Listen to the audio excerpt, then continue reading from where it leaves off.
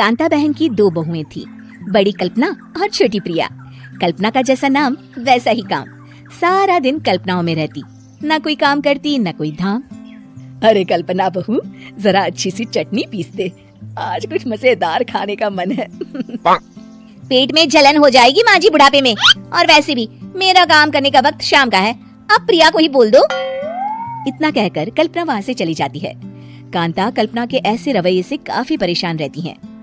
मैं बना देती हूँ माँ चटनी, ऐसा बोलकर प्रिया माँ को चटनी बनाकर प्लेट में खाने को देती है कि तभी वहाँ कल्पना आ जाती है। अरे वाह चटनी, जरा चख कर तो देखूं, बड़े दिन हो गए। अरे नहीं बहू, तू तो रहने ही दे चटनी खाना, पेट में जलन हो जाएगी। इतना कहकर कांता और प्रिया दोनों हंसने लगते हैं। कल्पना सारा दिन या तो मोबाइल में यूट्यूब देखती या फिर सोती रहती। उसका कमरा भी बिखरा और गंदा रहता। एक दिन कल्पना का पति अशोक उससे कहता है, अरे कल्पना, जानवर भी उस जगह को साफ कर लेता है जहाँ वो बैठता है, तुम तो इंसान हो, कैसे इतने गंदे कमरे में रह लेती हो? देखो सारा सामान यहाँ वहाँ बिखरा पड़ा है।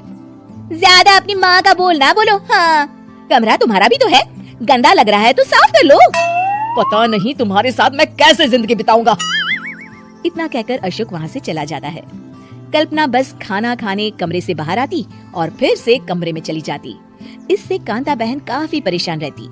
एक दिन प्रिया कांता से कहती है, माँ, मैं सारा दिन काम करके थक जाती हूँ, आप कल्पना दीदी से कहिए ना कि सुबह और शाम का काम बांट ले, मैं तो अब सिर्फ एक वक्त का ही काम करूँगी। हाँ। अरे तू वो भी ना करना, एक बहू तो कामचोर थी, दूसरी भी आ गई काम ना करने के बहाने लेकर। तभी वहाँ प्रिया का पति रमेश आ जाता है।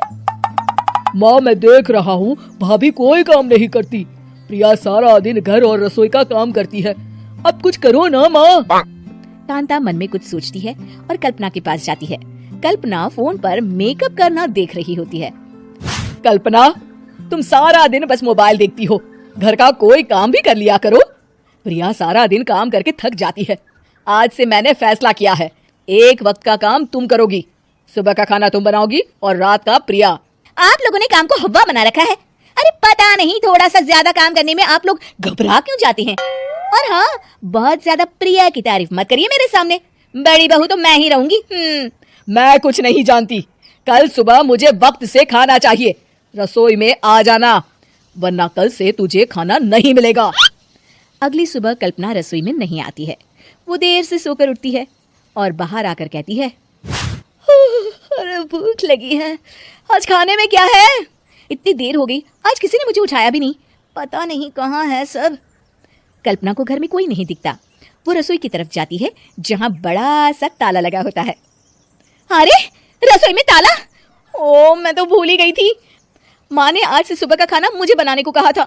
हे भगवान, इतने लोगों का खाना बनाना क्या आसान है? तभी घर के सारे सदस्य बाहर से वापस आते हैं।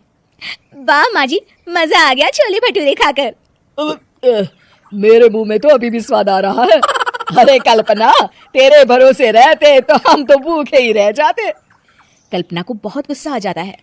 अब बहुत हो गया, आज से मैं अपनी रसोई अलग कर रही हूँ, मैं अपना खाना खुद बना लिया करूंगी। कल्पना अपनी रसोई अलग कर लेती है, पर आए दिन उसका देर से उठना और काम न करने की आदत से वो भूखी ही रह जाती थी। उसी के सामने घर के लोग अच्छे अच्छे पकवान खाते और कामचोर कल्पना को जैसे तैसे ही खाना बनाकर खाना पड़ता। पर एक दिन तो हद ही हो गई। माँ, दीदी आज सुबह से कमरे से बाहर नहीं निकली, हमें जाकर देखना चाहिए। सो रही होगी कामचोर कहीं की, पर तुम कहती हो तो चलो देख लेते हैं उसे। कल्पना कमरे में पेट पकड़कर बैठी होती है। हाय मेरा दर्द, पेट दर्द के मारे मर रही हूँ मैं।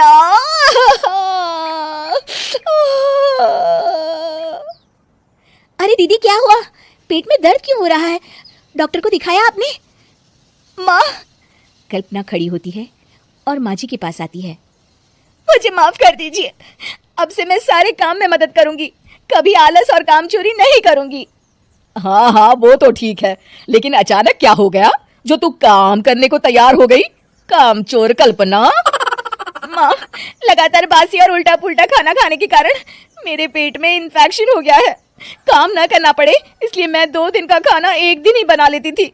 बासी और खराब खाना खाने के कारण लेने के देने पड़ गए। पेट में दर्द हो रहा है। चलो अच्छा हुआ, देर आए दुरुस्त आए।